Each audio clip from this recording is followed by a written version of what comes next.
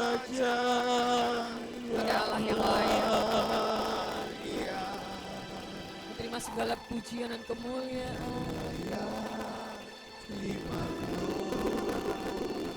Menerima segala persembahan hidup kami. Yesus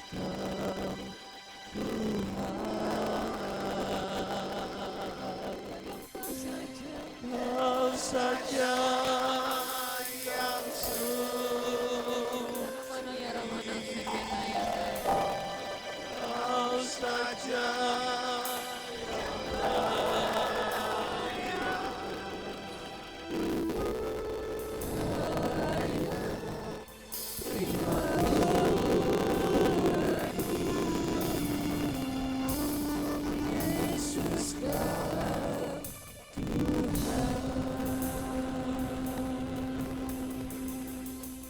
Biarlah di dalam penyembahan kemanusiaan kami bertemu dengan Engkau Tuhan. Roh kami bertemu dengan Roh Tuhan. Dan setiap kami tanpa terlewati masuk dalam hadirat-Mu Tuhan. Mendapatkan Engkau, menyembah Engkau Tuhan. Muka dengan muka kami mengalami Engkau. Kami sembah Engkau Tuhan. Kami sembah. Kami sembah Engkau. Kami bawa segenap penyembahan bagi Engkau Tuhan. Kami bawa segenap pengagungan bagi Engkau Tuhan. Engkau saja layak.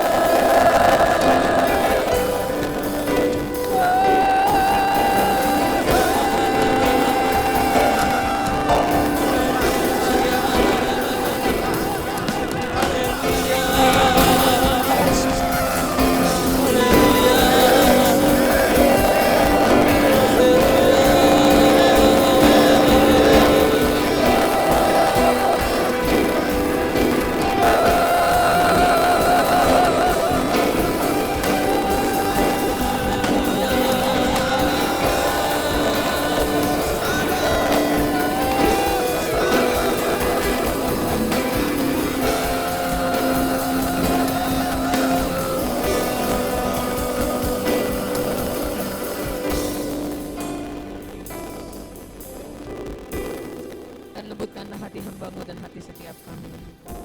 Untuk kami boleh menerima firman-Mu, mendengar firman-Mu. Dan sungguh Roh Kudus bekerja. Firman bekerja bagi setiap dan setiap kami. Berapan-Mu mengalir Tuhan. Terima kasih. Terima kasih. Demi nama Yesus Kristus. Haleluya. Sama-sama berkata amin, amin, amin. Berikan kemuliaan yang terbaik sekali lagi bagi Tuhan. Tuhan, Bapak Ibu silakan duduk tim. Terima kasih, silakan duduk. Apa kabar Bapak Ibu Saudara? Luar biasa, dahsyat, ajaib. Amin. Sekali lagi apa kabar Bapak Ibu Saudara? Luar biasa, dahsyat, ajaib. Puji Tuhan, haleluya. Senang bersama dengan Bapak Ibu, teman-teman lagi. Luar biasa. Puji Tuhan, Tuhan baik, amin. Tuhan baik, amin. Haleluya, puji Tuhan. Mazmur 130. Kita akan melihat tentang pengampunan dalam keluarga. Waktu kita bicara tentang family restoration, pemulihan keluarga di tahun 2025 yang kita mau itu terjadi atas setiap kita dan keluarga kita, amin. Haleluya. Maka kita akan bicara juga, kita akan belajar juga tentang pengampunan dalam keluarga. Karena pemulihan terjadi ketika ada pengampunan dalam keluarga, amin. Haleluya. Dan Mazmur 130 banyak mengajarkan kita tentang itu. Boleh dilanjutkan, silahkan. Pengampunan itu sesungguhnya adalah gift, pemberian. Pengampunan itu bicara tentang orang yang menurut Anda tidak layak diampuni, tidak dapat diampuni. Pengampunan itu bicara tentang pemberian. Sama seperti kita tidak layak diampuni oleh Tuhan dan Tuhan memberikan pengampunan. Kadang-kadang orang susah mengampuni, kenapa? Orangnya tidak layak diampuni. Orang tidak pantas menerima pengampunan Anda. Berkali-kali berbuat salah tidak pantas diampuni. Itu sebabnya waktu Petrus datang kepada Tuhan dan berkata, berapa kali aku harus mengampuni saudaraku? 7 kalikah? 7 itu adalah angka sempurna. Karena setiap angka-angka dalam gematria, dalam abjad Ibrani itu mengandung makna. Angka 7 itu berarti sempurna. Tuhan menciptakan alam semesta dan pada hari ke-7 Tuhan selesai. Sudah selesai, sempurna, semua sudah lengkap. Bangsa Israel mengelilingi tembok Yeriko 7 kali, pada hari yang ke-7 tembok itu runtuh. 7 itu menunjukkan angka sempurna. Dan Tuhan Yesus berkata 7 kali 70 pengampunan yang diberikan. Menunjukkan kesempurnaan. Pengampunan adalah tindakan sukarela. Boleh berkata bersama sukarela? Sukarela. Pengampunan adalah tindakan sukarela. Ketika Tuhan dengan sukarela mengampuni Anda dan saya, amin. Untuk kita yang tidak layak menerima pengampunan, itulah arti pengampunan. Untuk orang yang tidak layak Anda ampuni. Untuk orang-orang yang dengan sukarela Anda memberikan pengampunan. Sebetulnya itulah pengampunan. Bukan untuk orang yang layak diampuni. Tapi pengampunan mengandung makna lebih daripada untuk orang yang bahkan tidak layak diampuni. Tapi dengan sukarela kita melepaskan kemarahan. Itulah pengampunan. Dengan sukarela seseorang melepaskan kebencian. Itulah pengampunan. Amin. Pengampunan adalah sesuatu yang sukarela diberikan. Sukarela melepas pembalasan kepada orang yang sudah menyakiti, kepada orang yang berbuat kesalahan, dan Allah tidak membalaskan kesalahan. Itulah pengampunan. Dan bicara tentang pemulihan keluarga, maka kita harus bicara tentang pengampunan dalam keluarga. Pengampunan yang bukan hanya di kulit, pengampunan bukan hanya di permukaan, pengampunan yang bukan hanya yang penting ya sudahlah, udah lewat. Yang penting sudah lewat dan gak bisa diapa-apain lagi. Tapi kita mau belajar pengampunan yang sampai di kedalaman hati, amin. Pengampunan yang dengan kerelaan, mengampuni, kerelaan, melepas kemarahan, itulah pengampunan. Pagi siang hari ini saya mau kita pulang dengan ayat-ayat firman Tuhan setelah ini. Dan kita melepaskan pengampunan. Boleh dilanjut. Lukas 5 ayat 17 sampai 26. Dia mengajarkan kepada kita tentang sesuatu yang luar biasa. Mari baca bersama-sama, 2, 3. Ketika Yesus melihat iman mereka, berkatalah ia, hai saudara, dosamu sudah diampuni. Siapakah mereka? Sebentar, siapakah mereka? Mereka adalah orang-orang yang dengan susah payah membawa orang lumpuh kepada Tuhan. Ya. Di mana Tuhan ada, susah payah menerobos banyak orang, akhirnya mereka naik ke atap, membongkar atap dan menurunkan orang lumpuh itu persis di hadapan Tuhan. Dan Tuhan berkata, Yesus melihat iman mereka. Dan Tuhan berkata kepada orang yang lumpuh, sepertinya enggak nyambung, enggak ada koneksi antara orang lumpuh dengan dosa diampuni. Yesus tidak berkata bangkit dan berjalan, tapi Yesus berkata kepada orang lumpuh itu, dosamu sudah diampuni. Mari lanjut, 2, 3. Tetapi ahli-ahli Taurat dan orang-orang Farisi berpikir dalam hatinya, siapakah orang yang menghujat Allah ini? Siapakah yang dapat mengampuni dosa selain daripada Allah sendiri? Yesus yang mengetahui pikiran mereka berkata, manakah lebih mudah mengatakan dosamu sudah diampuni atau mengatakan bangunlah dan berjalanlah? Tetapi supaya kamu tahu bahwa di dunia ini anak manusia berkuasa mengampuni dosa, kepadamu kukatakan bangunlah, angkatlah tempat tidurmu dan pulanglah ke rumahmu. Powerful sekali pelayanan Tuhan Yesus yang menjadi teladan bagi pelayanan setiap kita. Katakan amin, haleluya. Tuhan Yesus berkata kepada orang lumpuh, hai saudara, dosamu sudah diampuni. Dan orang Farisi dan ahli Taurat sebetulnya berkata dalam hati, betul nggak? Ditulis berkata dalam hati, berpikir dalam hati. Dan Yesus yang mengetahui pikiran mereka. Apa yang mereka katakan, apa yang mereka pikirkan dalam hati, Yesus mengetahui pikiran mereka. Apa yang teman-teman Anda pikirkan tentang pemulihan dalam keluarga, pengampunan dalam keluarga, Tuhan tahu. Tuhan melihat apa yang kita pikirkan. Dan orang-orang Farisi berpikir dalam hati, siapa orang ini? Siapa yang bisa mengampuni dosa? Kita, apa perbedaan pengampunan Tuhan dengan pengampunan kita? Kita mengampuni orang yang bersalah kepada kita. Katakan amin, betul? Tapi Tuhan itu mengampuni orang dalam setiap kesalahannya. Kita tidak mengampuni kesalahan orang yang tidak bersalah kepada kita. Kita hanya mengampuni, kita diminta oleh Tuhan mengampuni orang yang bersalah pada kita. Karena di luar itu kita tidak berkuasa, kecuali oleh karena firman Tuhan ya.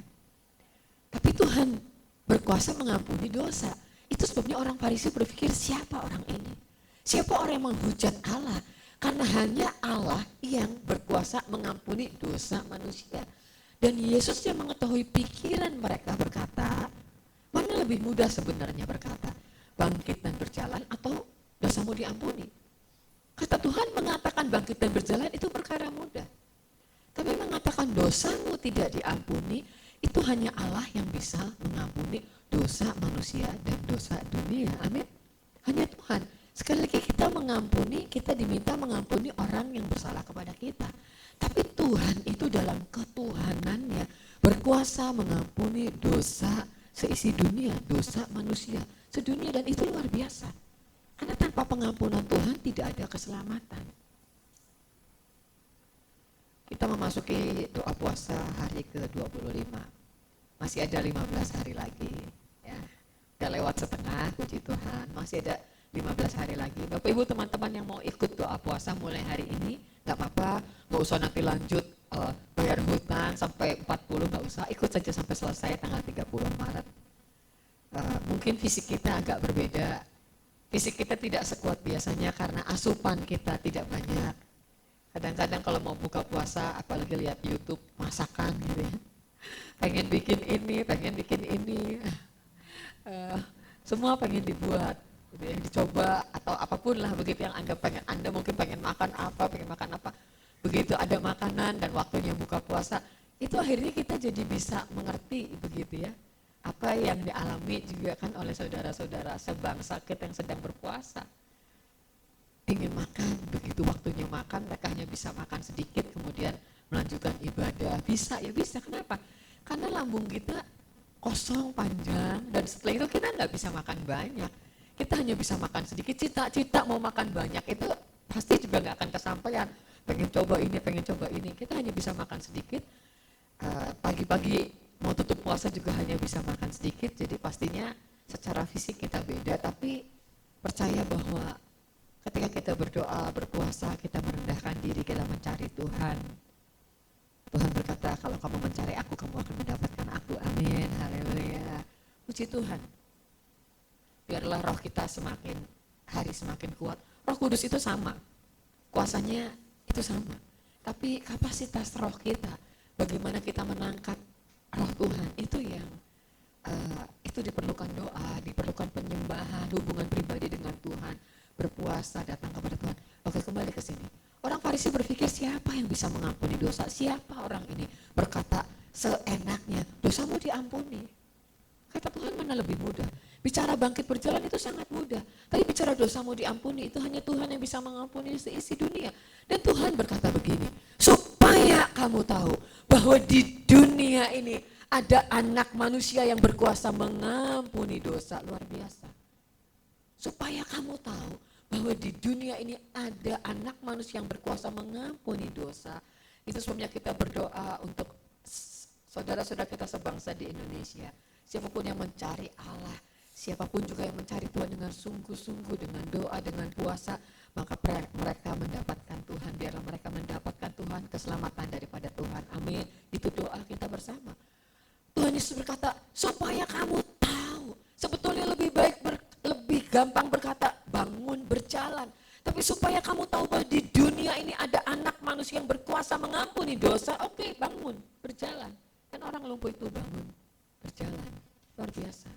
Satu kita harus catat, bahwa anak manusia berkuasa mengampuni dosa. Amin. Mengampuni dosa. Ada orang-orang yang susah mengampuni dosanya sendiri. Lebih baik mana Bu dengan orang-orang yang merasa tidak berdosa? Sama tidak baiknya. Karena orang tersebut tidak mengerti bahwa anak manusia berkuasa mengampuni dosa. Ada orang-orang yang begitu mudah berbuat dosa dan berpikir bahwa pasti diampuni. Sebaliknya ada orang yang tenggelam dalam dosanya dan susah untuk bangkit. Karena berpikir bahwa dia tidak cukup saleh, dia tidak cukup kudus, dia tidak layak lagi melayani Tuhan, dia tidak layak lagi disebut anak Tuhan, dia tidak layak lagi datang kepada Tuhan. Tapi pagi hari ini Alkitab berkata supaya kamu tahu bahwa anak manusia berkuasa mengampuni dosa. Itu kita catat pertama. Anak manusia berkuasa mengampuni dosa. Amin. Haleluya. Anak berkuasa. Kalau bicara tidak layak, tidak ada satu orang pun di antara kita yang layak. Haleluya. Tidak ada satu pun di antara kita yang layak.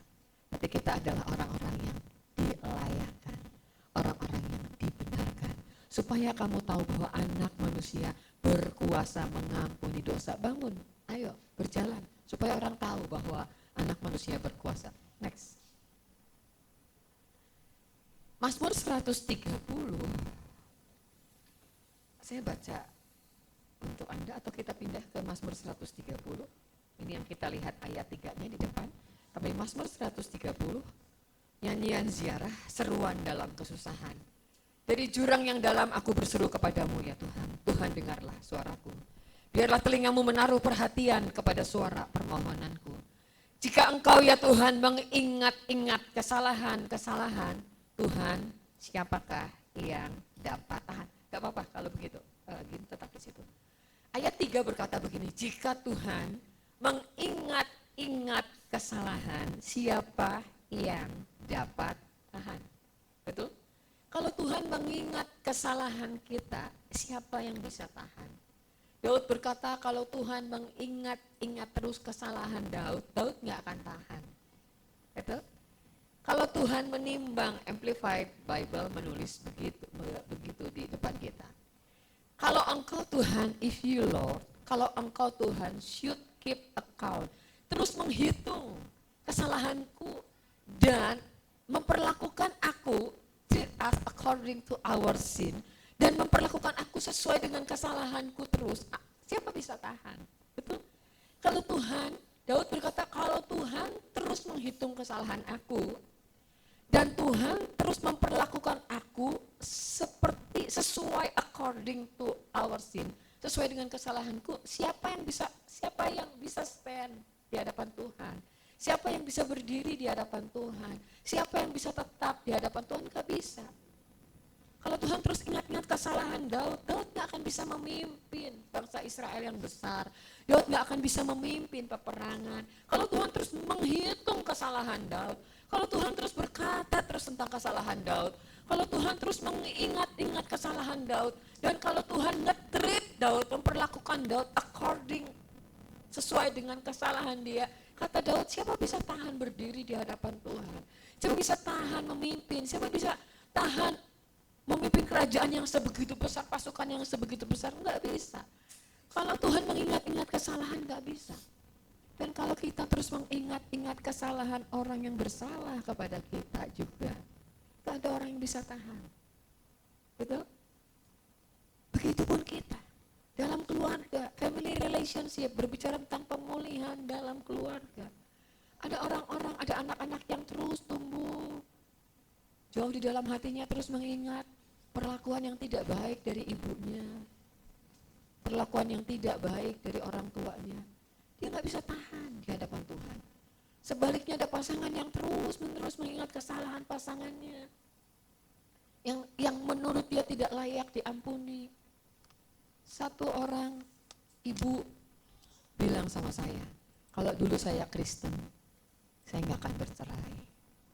Kalau dulu saya Kristen, bagaimanapun juga buruknya pasangan saya pasti akan terima dia karena firman Tuhan mengajarkan itu. Tapi karena dulu saya belum Kristen, akhirnya kami bercerai. Dan pasangan sudah menikah lagi yang keberapa kalinya. Dan tetap dalam hati saya ada penyesalan, kenapa harus bercerai. Sekalipun sepertinya anak-anak tumbuh dengan tidak kekurangan.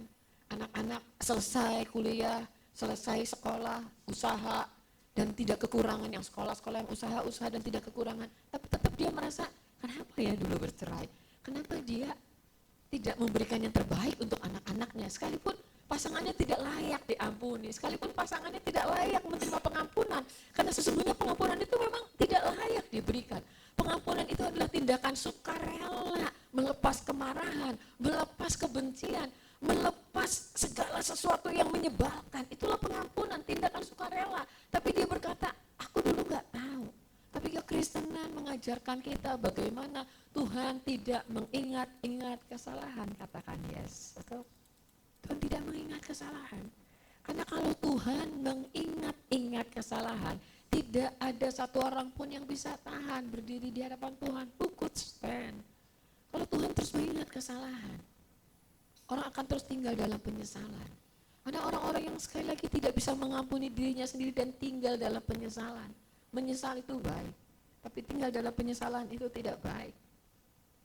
Kaca spion diberikan tidak lebih lebar daripada kaca depan, setuju? Kalau kaca spion dipasang lebih lebar daripada kaca depan. Kaca spion ada untuk kita melihat kejadian di belakang kita yang sudah dilewati dan kita belajar dari kejadian itu. Tapi kaca spion ditaruh tidak lebih besar daripada kaca depan, supaya kita melihat ke depan. Ada orang-orang yang tetap tinggal dalam penyesalan, tapi percaya Tuhan tidak mengingat-ingat kesalahan kita. Haleluya, amin. Tuhan tidak mengingat-ingat kesalahan kita. Ada orang-orang yang terus mengingat kesalahan dirinya.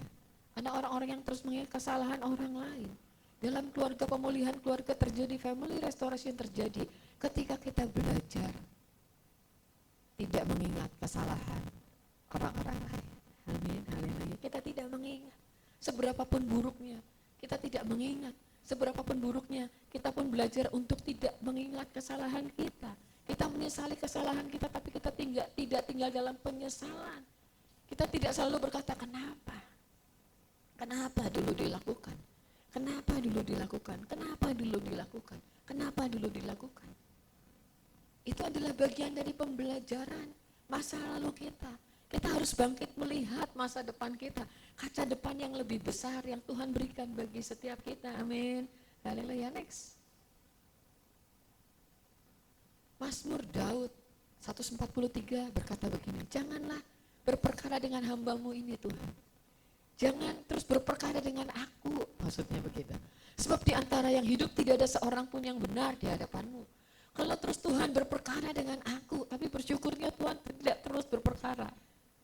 Tuhan tidak terus mengingat-ingat kesalahan kita, amin, haleluya. Kalau Tuhan terus berperkara dengan kita, siapa bisa tahan? Kalau Tuhan terus-menerus menghitung kesalahan kita, siapa bisa tahan? Kalau Tuhan tidak melupakan kesalahan kita, siapa bisa tahan? Kita tidak bisa datang kepada Tuhan dengan kesalahan kita yang Yesaya berkata seperti kain kotor kesalahan kita. Kita berpikir ukuran kesalahan manusia itu beda-beda. Orang berpikir kesalahan terbesar itu, kejatuhan yang terbesar itu betul adalah demikian, demikian, dan demikian.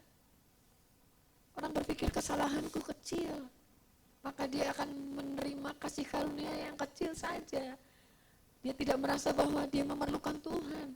Karena aku orang baik, aku tidak terlalu jahat, aku tidak terlalu berdosa dibandingkan dengan teman-temanku. Tapi kemudian Alkitab berkata orang yang berdosa besar berkata, aku butuh Tuhan, karena aku berdosa besar. Tapi sesungguhnya di mata Tuhan dosa adalah dosa. Haleluya. Dosa adalah dosa, dan jika Tuhan mengingat-ingat, jika Tuhan terus berperkara dalam berkata, aku gak bisa, aku gak akan tahan, tidak satu orang pun yang tahan, karena tidak ada satu orang pun yang benar di hadapan Tuhan. Next. Tapi berita baiknya, mari baca bersama-sama, 2, 3. Sebab aku akan menaruh belas kasihan terhadap kesalahan mereka, dan tidak lagi mengingat dosa-dosa mereka. Luar biasa. tidak mengingat-ingat kesalahan mereka. Aku akan menaruh belas kasihan terhadap kesalahan mereka. Dan Tuhan berjanji tidak lagi mengingat dosa-dosa mereka. Amin. Itu Tuhan yang berkata. Tuhan berkata, aku menaruh belas kasihan. Allah yang berbelas kasihan. Allah yang menaruh belas kasihan. Kalau ada pengajaran yang berkata bahwa Allah perjanjian lama adalah Allah yang jahat, Allah yang penuh murka, sebenarnya tidak demikian. Allah perjanjian lama adalah Allah yang tetap adil, sama seperti Allah di perjanjian baru, karena kita menyembah Allah yang sama. Allah yang punya perjanjian lama dan Allah yang punya perjanjian baru. Allah yang punya cara bagaimana supaya dia tidak memurkai manusia. Allah yang menukar darah binatang supaya dia tidak memurkai manusia. Allah yang tetap menaruh belas kasihan. Allah yang sangat penuh dengan belas kasihan. Allah yang mau manusia tidak berulang-ulang tinggal di dalam dosa dan kesalahan.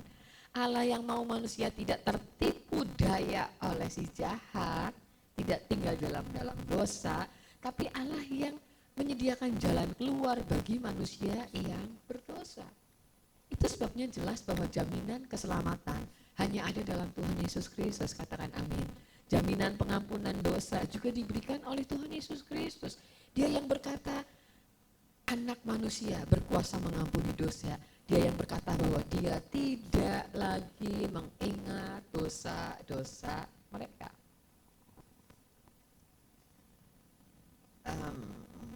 Tentang keluarga. Ada buku yang menuliskan tentang pemulihan setelah perselingkuhan. Betul memang, tidak mudah mengalami masa-masa yang sulit. Pemulihan untuk anak-anak, pemulihan untuk pasangan setelah ketidaksetiaan terjadi. Itu memang tidak mudah. Tapi itu akan menjadi lebih mudah dilalui ketika setiap kita menerima pengampunan Tuhan. Betul?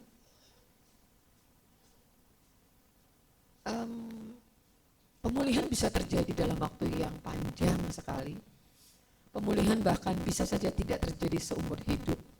Ketika seseorang tidak menerima pengampunan Tuhan dengan pengertian. Tapi ketika seseorang menerima pengampunan Tuhan, ketika anak-anak menerima pengampunan Tuhan, ketika pasangan menerima pengampunan Tuhan, maka itu akan menolong setiap orang untuk memberikan pengampunan. Karena Tuhan tidak lagi mengingat kesalahan dan dosa-dosa. Kata-kata yang melukai itu bisa diingat sepanjang hidup. Tapi tidak ada gunanya mengingat kata-kata yang melukai. Amin? Betul? Tidak ada gunanya menyimpan kata-kata yang melukai. Seperti Tuhan tidak mengingat-ingat kita. Maka anak-anak muda dengar, tidak ada gunanya sama sekali menyimpan kata-kata yang melukai Anda. Guru, sekolah, orang-orang yang berotoritas, pemimpin-pemimpin pelayanan Anda bahkan mungkin bisa saja. Orang tua bisa saja.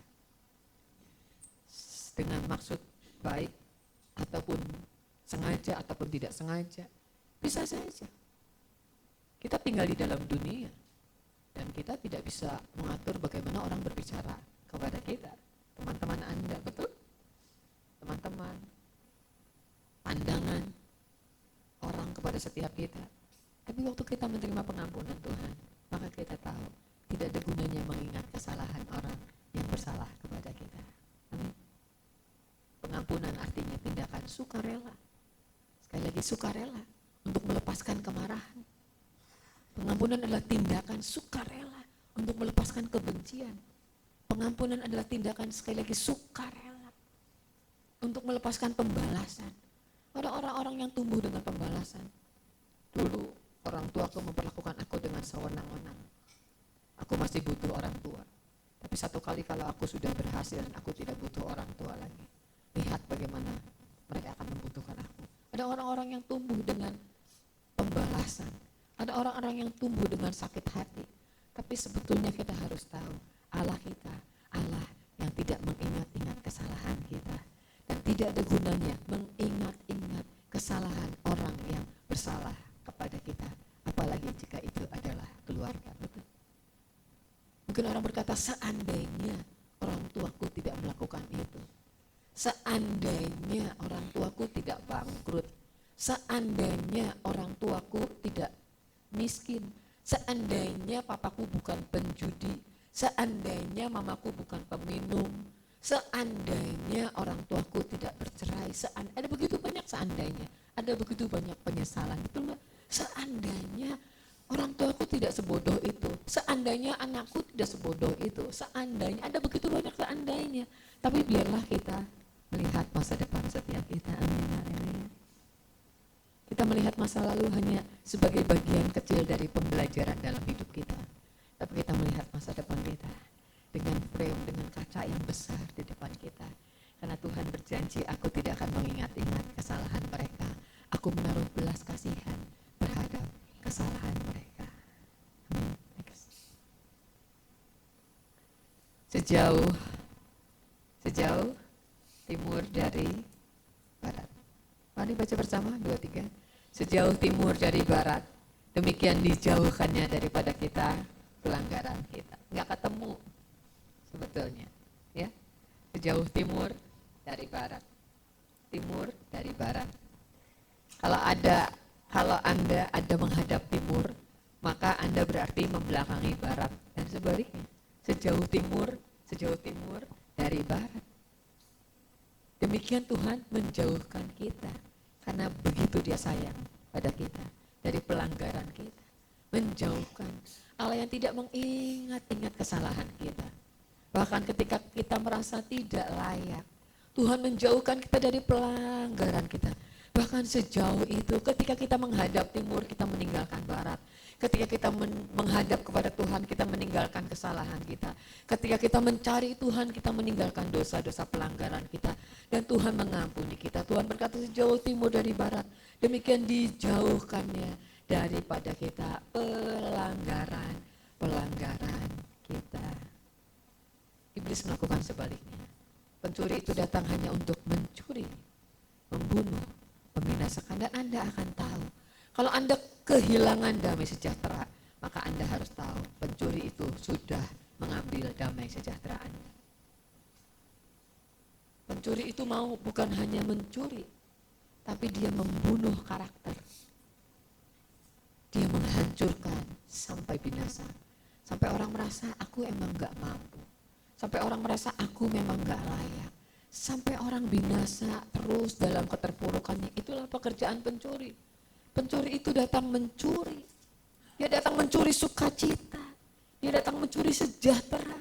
Dia datang mencuri kesatuan. Dia datang mencuri, membunuh, membinasakan. Sesungguhnya ketika ada satu orang bersalah dalam sebuah keluarga, apa yang Tuhan mau dan apa yang pencuri mau? Pencuri itu merusak kesatuan, tapi Tuhan itu mempersatukan. Dengan apa mencuri merusak kesatuan? Dengan intimidasi, dengan tekanan, kesatuan menjadi hilang. Dan firman Tuhan terjadi, kalau kesatuan hilang, berkat itu nggak akan diperintahkan. Jadi itu menjadi seperti lingkaran, ya memang lingkaran.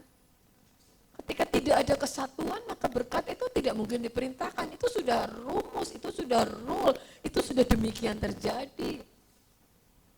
Sama seperti ketika Anda menaruh teko berisi air di atas kompor, Anda menyalakan kompor, maka nanti air akan mendidih, ya itu sudah rumus. Air akan mendidih pada suhu didih, punya titik didih. Menguap kemudian mendidih karena ada terjadi penguapan di seluruh permukaan, itu sudah rumus, itu sudah rule, demikian terjadi. Air diletakkan, kenapa perlu ditaruh di wadah ya? Kalau enggak ditaruh di wadah, ya airnya kemana-mana. Air ditaruh dalam sebuah wadah yang tahan panas, kemudian dinyalakan api, pasti mendidih. Sama ketika terjadi kesatuan dalam sebuah keluarga, berkat diperintahkan. Tapi ketika kesatuan dirusak, kenapa kesatuan menjadi rusak? Karena intimidasi, karena tekanan, karena orang merasa satu dengan yang lain berselisih, satu dengan yang lain bertengkar, satu dengan yang lain tidak bisa mengampuni, satu dengan yang lain menyimpan kesalahan, satu dengan yang lain tidak rela melepaskan pengampunan, maka terjadi perselisihan, tidak ada persatuan, dan tanpa persatuan berkat tidak bisa dicurahkan. Alkitab berkata harus Tuhan melakukan seperti timur dari barat jauhnya. Demikian Tuhan menjauhkan kita dari segala pelanggaran kita. Katakan amin. Next. prinsip mengampuni. Mengampuni adalah memberi dan menerima. Betul?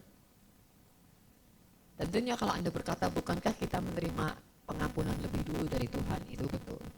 Sekali lagi seperti yang kita tadi bahas, kita mengampuni sejauh wewenang kita. Kita mengampuni hanya orang yang bersalah kepada kita. Tapi Tuhan itu mengampuni dosa seluruh dunia. Pengampunan di masa lalu, pengampunan seluruhnya, pengampunan seutuhnya. Pertama kita pasti menerima pengampunan daripada Tuhan. Tapi setelah itu, setelah kita menerima pengampunan dari Tuhan, keselamatan daripada Tuhan atas semua kutuk dosa, bawaan dosa-dosa di masa lalu kita, maka prinsip mengampuni itu terjadi. Pengampunan adalah kita memberi dan kita menerima. Karena jelas Matius 5 berkata doa Bapa kami, dan ampunilah kami akan kesalahan kami seperti kami juga mengampuni orang yang bersalah kepada kami. Ini prinsip. Pengampunan adalah memberikan pengampunan. Dan setelah itu kita akan menerima pengampunan. Kalau kita tidak memberikan pengampunan kepada orang yang bersalah kepada kita, maka sekalipun kita diselamatkan oleh Tuhan karena kita menerima Yesus sebagai Tuhan dalam hati, tapi kita tidak hidup dalam pengampunan dalam hari-hari kita. Kita akan terus dibayang-bayangi, tidak ada sukacita, tidak ada damai sejahtera, karena kita menyimpan kesalahan orang lain di atas tengkuk kita. Kita menjalani hari-hari kita dengan kesalahan orang lain. Dia menyebalkan. Betul? Dia menyebalkan terus. Melakukan kesalahan dan sudah dimaafkan. Melakukan kesalahan dan sudah dimaafkan. Melakukan kesalahan dan tidak bisa lagi dimaafkan. Begitu. Mengapa? Karena sudah terlalu sering melakukan kesalahan. Tapi prinsip pengampunan adalah, dan ampunilah kami, mari baca bersama-sama, hafalkan bersama-sama 2-3. Dan ampunilah kami akan kesalahan kami seperti kami juga mengampuni orang yang bersalah kepada kami. Ini prinsip pengampunan. Ini gak bisa ditawar. Kita diampuni waktu kita bertobat, terima Tuhan Yesus dalam hati. Kita disucikan, Roh Kudus kembali ke dalam kita karena kita sudah disucikan. Kita menerima Yesus sebagai Tuhan, kita diselamatkan, kita diampuni, betul. Tapi setelah itu prinsip pengampunan ini berlaku. Hanya orang-orang yang mau melepas pengampunan, memberikan pengampunan kepada saudaranya, apalagi kepada keluarganya. Halo? Amin. Maka kita diampuni. Betul? Mungkin ada hal-hal yang sulit Anda ampuni. Ada hal-hal yang menurut Anda sangat besar lukanya, sangat besar dampaknya dalam hidup Anda, dan itu melukai begitu rupa. Tapi kita tetap tidak bisa hidup dengan kesalahan orang lain. Ya? Kita tidak bisa hidup dengan kesalahan kita sendiri, terus menerus dibayangi kesalahan kita sendiri. Pun sama, kita tidak bisa hidup dalam bayang-bayang kesalahan orang lain yang bersalah kepada kita. Seberapapun pahitnya itu, seberapapun lukanya itu, seberapapun menyebalkannya itu, Tuhan berkata, dan ampunilah kami seperti kami juga mengampuni orang yang bersalah kepada kami. Ada orang yang ditipu oleh rekan bisnisnya dengan uang yang sangat besar menurut ukuran masing-masing orang. Tapi ya, hal-hal lain diselesaikan. Alkitab tidak, ya Anda boleh menyelesaikan itu, begitu ya. Perkara-perkara yang bisa selesaikan. Tapi saya tetap menyarankan Anda untuk semuanya hitam putihnya jelas. Ya. Kadang-kadang ada jemaat yang kenapa nggak ke gereja lagi, bukan di sini. Kenapa nggak ke gereja lagi? Ternyata diketahui bahwa dia tidak ke gereja lagi karena dia pahit kepada saudara di dalam gereja yang bisnis, melakukan transaksi bisnis tidak jelas awalnya, dan ini sering terjadi. Udah gampang, pokoknya nanti untung kita bagi-bagi, gak jelas baginya berapa gitu ya. Udah pokoknya ada uang, ayo kumpulin uang, gak jelas ngumpulin uangnya berapa-berapa, pokoknya nanti kalau untung dibagi, untung juga nggak jelas dibaginya berapa, karena kan sama saudara, segereja, sepelayanan, percaya aja deh. Setelah itu terjadi ya hal-hal yang tidak diinginkan dan akhirnya meninggalkan gereja, padahal gereja nggak tahu. Padahal pelayanan nggak tahu, begitu kita tahu hanya di ujung setelah rugi, setelah ternyata wow ini begini, tipuan, ternyata barangnya nggak ada, ternyata wujudnya tidak ada. Itu hanya ya tidak semua multi level salah, tapi tetap berhati-hati begitu dan akhirnya orang menjadi pahit. Hal-hal lain bisa diselesaikan, tapi dalam hati tetap Alkitab berkata, dan ampunilah kami sama seperti, dan ampunilah kami akan kesalahan kami sama seperti kami juga mengampuni orang yang salah kepada kami. Mau mengampuni? Karena pengampunan itu memang tindakan kita, tindakan sukarela. Tuhan berikan pengampunan, ya Tuhan sudah beri pengampunan. Tuhan tolong supaya aku bisa mengampuni. Itu kesediaan kita, itu kerelaan hati kita untuk mengampuni. Next. Mazmur 130 nanti baca di rumah ayat 1 dan ayat 2 itu menulis demikian. Dari jurang yang dalam aku berseru kepadamu ya Tuhan. Mim ma a makim bahasa aslinya. Itu artinya cry for help. Jadi betul-betul apakah bisa setiap orang diampuni oleh Tuhan? Tadi kita sudah tahu ya. Dan ayat ini menjelaskan orang-orang yang menangis karena menyesali kesalahannya, itulah orang-orang yang akan menerima pengampunan.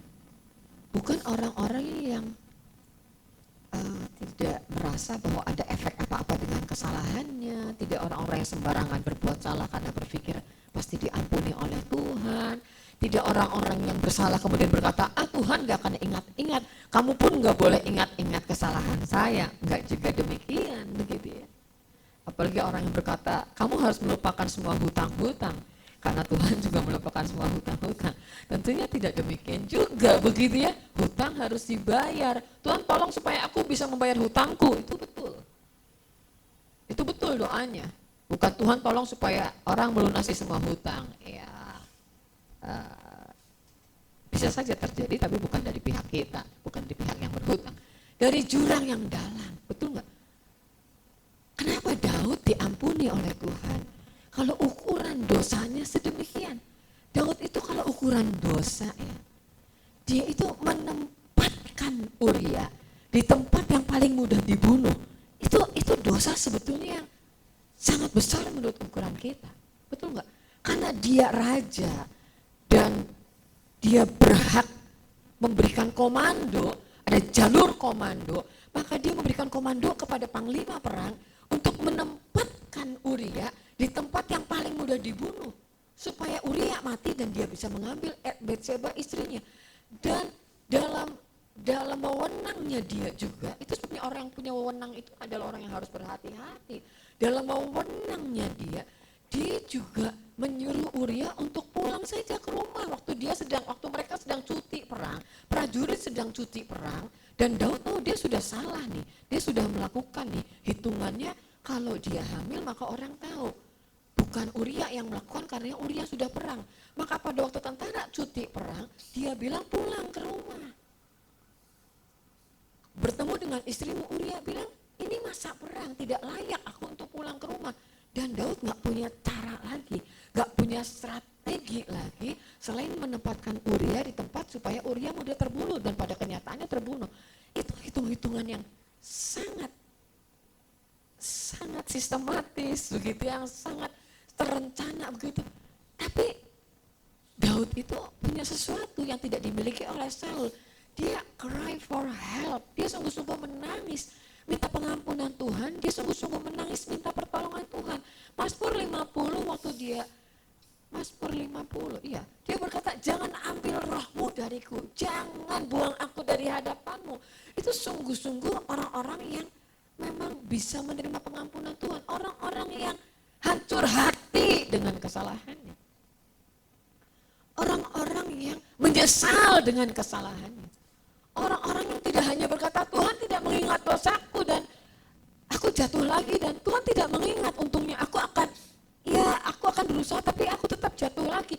Tuhan tidak mengingatkan, tidak. Daud adalah orang-orang yang cry for help. Dia sungguh-sungguh menangis untuk pertolongan Tuhan. Dia sungguh-sungguh from a place of deep distress and trouble. Dalam tempat yang dia bilang ini sulit nih. Ini kesalahanku nih. Aku sudah berdosa kepada Tuhan. Anak bungsu yang berkata, aku sudah berdosa kepada surga dan kepada Bapakku. Betul gak? Anak bungsu yang cry for help. Anak bungsu yang menyadari dosa yang diterima oleh ayahnya. Anak bungsu yang mengerti, aku itu kalau berdosa, berdosanya bukan kepada Bapa. Aku sudah berdosa kepada Tuhan dan kepada Bapa. Maka anak bungsu itu berhak menerima pengampunan. Tuhan, dengarkanlah suaraku. Biarlah telingamu menaruh perhatian kepada suara permohonanku. Luar biasa.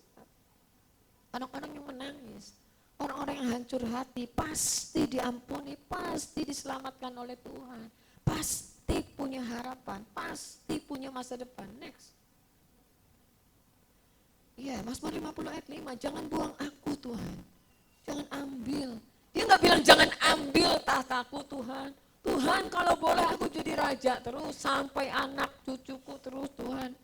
Dia gak bilang gitu. Tapi dia bilang jangan ambil rohmu dariku. Yang penting Tuhan tidak meninggalkan aku. Jangan buang aku dari hadapanmu. Sebab, boleh baca yang di bawah 23. Sebab aku sendiri sadar akan pelanggaranku. Aku senantiasa bergumul dengan dosaku. Sampai dia mengakui dosanya. Dia bergumul dengan pelanggaran. Dia tahu itu salah. Dan dia datang kepada Tuhan. Maka Tuhan akan mengampuni dan tidak akan mengingat-ingat. Amin. Haleluya. Next. Mengampuni dan lupa. Mengampuni itu adalah melepaskan kemarahan, melepaskan pembalasan, melepaskan kebencian, dan melupakan. Anda bersedia melupakan? Haleluya, melupakan setiap kata-kata yang buruk, setiap perlakuan yang buruk. Saudara, keluarga, tante, om, siapapun juga, semua yang buruk. Anda bersedia mengampuni, Anda bersedia melupakan. Seperti Tuhan berkata, aku tidak mengingat-ingat. Family restoration, pemulihan keluarga akan terjadi waktu kita sungguh-sungguh mengampuni. Bukan hanya, sekali lagi, bukan hanya di permukaan, bukan hanya di kulit, tapi sungguh dari dalam hati, kedalaman hati ada pengampunan yang diberikan, dilepaskan, dan tidak mengingat kesalahan. Mengampuni dan melupakan. Amin. Mengampuni itu melupakan. Anda akan bebas. Hati Anda akan sembuh. Luka akan sembuh. Luka akan pulih ketika Anda mengampuni dan Anda melupakan. Ada orang yang terus hidup dengan luka. Anda tahu apa cirinya luka yang sudah sembuh, luka yang sudah kering? Dengan luka yang kelihatannya kering, tapi sebetulnya di dalamnya masih basah. Anda pasti tahu. Kalau luka masih basah, kelihatan di luar kering, begitu disentuh sakit, masih sakit. Kalau hati Anda begitu disentuh, diingatkan tentang hal itu masih sakit, berarti Anda masih luka. Tapi kalau lukanya sudah kering, sampai di dalamnya kering, disentuh, diingatkan tentang itu pun, Anda tahu, Anda sudah mengampuni, dan Anda sudah melupakan. Melupakan bukan amnesia. Bilang kanan kiri, bukan amnesia. Bukan Anda jadi gak ingat sama sekali. Oh, utang-utang semua lupa gitu ya. Aku gak ingat kok kamu utang sama aku. Mungkin ingat, tapi Anda sudah merelakan. Mungkin Anda ingat kejadiannya, tapi kalau Anda ingat itu, Anda sudah gak nangis lagi. Anda sudah tidak sedih lagi. Anda sudah tidak sakit lagi. Anda mengampuni, Anda melupakan. Amin. Ampuni kesalahan diri sendiri. Berdamai dengan diri sendiri. Ampuni kesalahan orang lain. Karena kita mengingat, karena kita menerima Tuhan yang tidak mengingat-ingat kesalahan kita. Ayat terakhir kita lihat Alkitab kita, Lukas 17 ayat 1 sampai 4. Lukas 17 ayat 1 sampai ayat 4.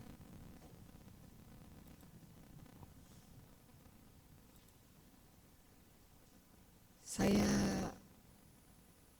menerima kesaksian dari banyak orang bagaimana pengampunan itu sangat berkuasa. Orang-orang yang mau melepaskan pengampunan seberapapun harganya, seberapapun sakitnya adalah orang-orang yang menerima pembebasan, bebas, hidupnya merdeka, hidupnya kembali penuh dengan sukacita. Orang-orang yang melepaskan pengampunan sekalipun itu tidak mudah. Yesus berkata kepada murid-muridnya, tidak mungkin tidak akan ada penyesatan, tetapi celakalah orang yang mengadakannya. 2. Adalah lebih baik baginya jika sebuah batu kilangan diikatkan pada lehernya dan ia dilemparkan ke dalam laut daripada menyesatkan salah satu dari orang-orang lemah ini. Jadi ada orang lemah yang gampang disesatkan, ada orang lemah yang gampang dibelokkan, begitu ya. Ada orang lemah yang nggak punya pendirian, begitu ya. Pasti akan ada sih penyesatan itu pasti akan ada, tapi celaka orang yang menyesatkan. Nah, ayat 3 dan ayat 4 berkata demikian. Jagalah dirimu. Jadi selalu prinsip pengampunan juga begitu. Jaga diri. Jaga diri untuk tidak berbuat dosa, untuk tinggal dalam kesalahan. Jaga diri kita. Tapi jika saudaramu berbuat dosa, ampuni, tegur, dan ampuni dia. Tegur, dan jikalau ia menyesal, ampuni dia. Ini stepnya, amin. Ini langkahnya, jaga diri. Katakan, jaga diri. Jaga diri kita. Kita menjaga diri kita. Prinsip menerima pengampunan itu tidak membuat kita tidak menjaga diri kita. Prinsip menerima pengampunan Tuhan, jaminan pengampunan Tuhan, itu tidak membuat kita akhirnya lalai dengan diri kita, lalai dengan hidup kita. Tapi justru jaga diri kita. Tuhan Yesus memberikan pengajaran kepada murid-muridnya, jaga dirimu, jaga diri kita, jaga diri. Bagian kita menjaga diri kita. Tapi kalau saudaramu berbuat dosa, tegurlah dia. Dan jikalau ia menyesal, ampunilah dia. Ini step. Tidak bisa di skip begitu aja. Jika saudaramu berbuat dosa, tegurlah dia. Anda bersyukur kalau masih ada yang menegur Anda. Halo? Betul? Lihat kanan kiri, iya atau iya, mau atau enggak, haleluya. Loh, ini teman-teman datang sama-sama, luar biasa, betul enggak? Loh, bersyukur justru kalau ada yang saling mengingatkan. Bersyukur daripada udah enggak ada yang negur. Kalau masih ada yang menegur, masih ada harapan. Ya? Anak-anak kalau masih ditegur orang tua, artinya masih ada harapan. Kalau orang tua udah enggak negur lagi, justru udah kemana harapan? Karena udah capek, udah nggak bisa ditegur, udah ngerasa mungkin ditegur pun percuma. Tapi kalau masih ditegur, itu berarti masih ada harapan. Jikalau saudaramu berbuat dosa, tegurlah ia. Dan jikalau ia menyesal, ampunilah ia. Halo, betul? Ampunilah ia. Jikalau ia menyesal, ampunilah ia. Ada step yang gak bisa di skip gitu. Kalau menyesal, ampunilah ia. Tapi kalau tidak menyesal, itu bagian Tuhan, bukan bagian kita. Betul? Tuhan berkata, kalau saudaramu berbuat dosa, tegur ia. Ada orang yang tidak mau menegur saudaranya. Mungkin dia berpikir orang yang rendah hati itu gak usah menegur orang lain. Tapi sebetulnya nggak begitu ya. Alkitab bicara bukan orang yang sombong suka negur orang yang rendah hati nggak tegur orang. Alkitab berkata kebenaran kok.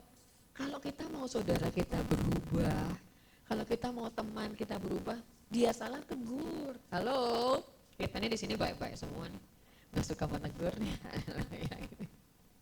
Alkitab berkata tegur, itu bagian dari firman Tuhan, tegur. Hanya nanti ada juga kita mengajak kita bagaimana cara menegur pastinya, begitu ya. Tapi teguran itu bagian dari kasih, tegur. Jangan tidak ditegur karena kita merasa tidak enak hati menegur, tapi dengan cara seperti apa? Tegur itu bagian dari kasih. Dan jikalau ia menyesal, ampunilah dia.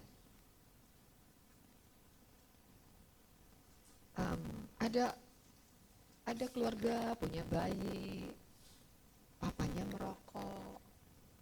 Gimana menurut Anda? Itu kan ada banyak case kan?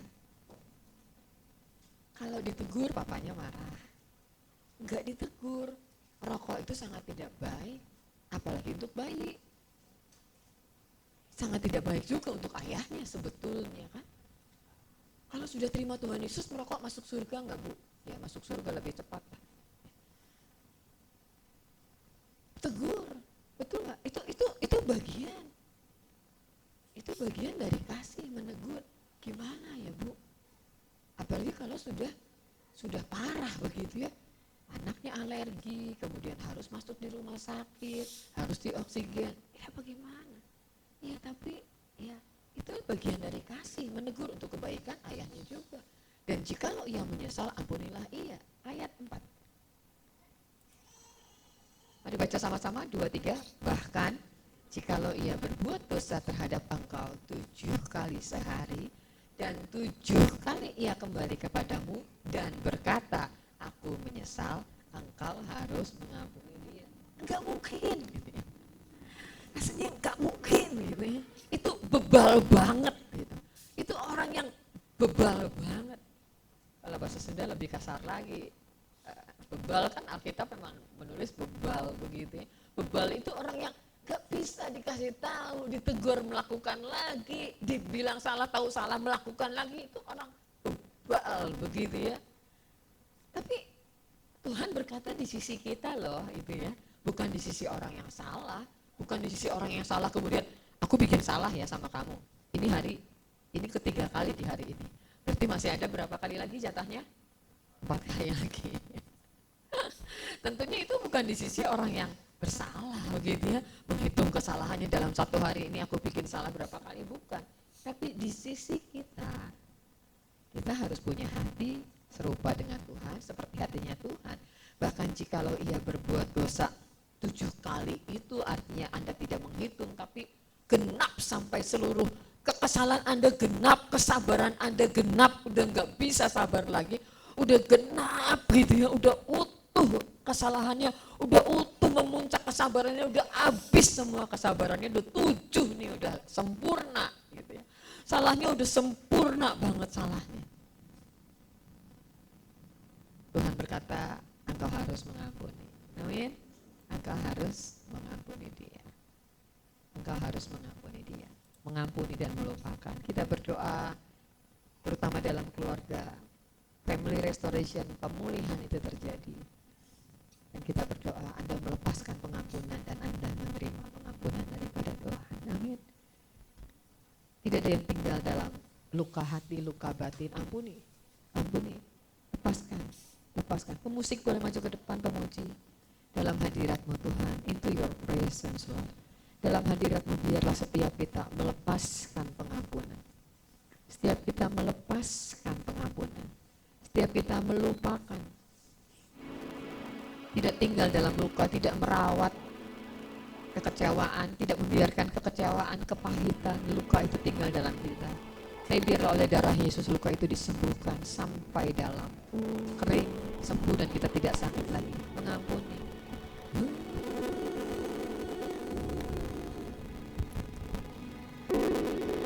Dalam hadirat-Mu Tuhan, Roh-Mu bekerja. Roh-Mu bekerja. Roh-Mu menyembuhkan. Kalau ada dari bagian hidup kami yang kami masih luka, kata-kata yang menyakitkan yang kami masih ingat, kata-kata pasangan kami yang merendahkan kami, kata-kata orang lain yang merendahkan kami, teman-teman kami, keluarga kami yang merendahkan kami, kata-kata yang melukai, yang membangkitkan amarah, biarlah kami melepaskan pengampunan dalam hadirat-Mu.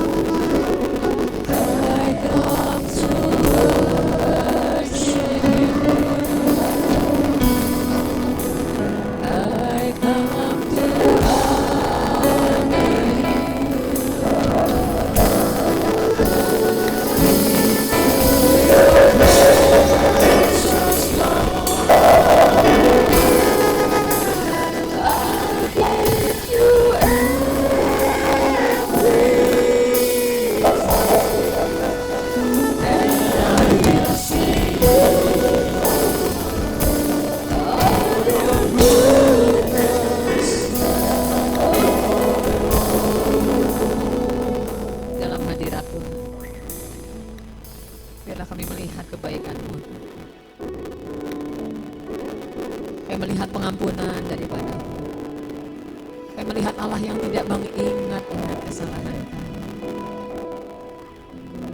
Allah yang begitu menjauhkannya kami dari dosa kami. Allah yang ingin kami hidup seperti Engkau hidup. Allah yang sungguh-sungguh mengasihi kami. Engkau yang tidak mau kami binasa dan hancur.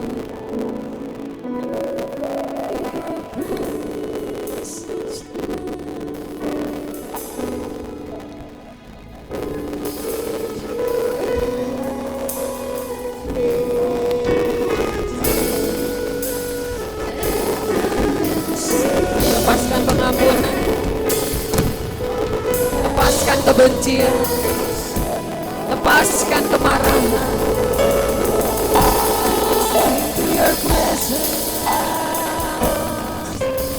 Lepaskan, lepaskan masa lalu yang mengikat. Lepaskan semua yang buruk yang pernah terjadi. Lepaskan semua kesalahan orang lain yang akhirnya membuat engkau tidak beruntung. Lepaskan pengampunan. Lepaskan pengampunan. Your presence, I give you Lord everything.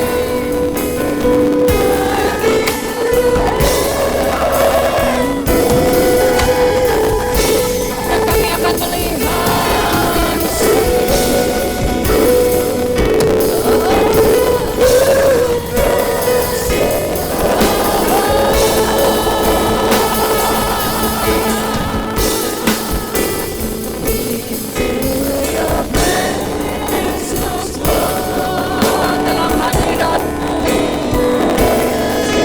dalam hadirat-Mu kau menjamah setiap kali. I come to worship you. Kami hormati Engkau Tuhan. I come to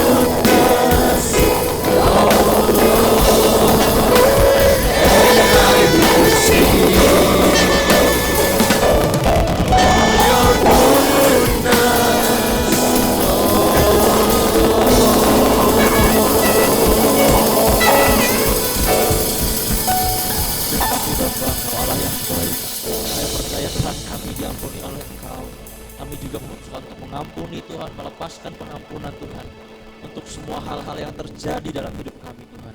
Kalau kami merasakan pemulihan terjadi Tuhan, kami rasakan pengampunan terjadi, kami lepaskan pemulihan kami terjadi atas kami, atas keluarga kami Tuhan, atas gereja ini Tuhan. Setiap dari kita yang merasakan ada pemulihan sama-sama kita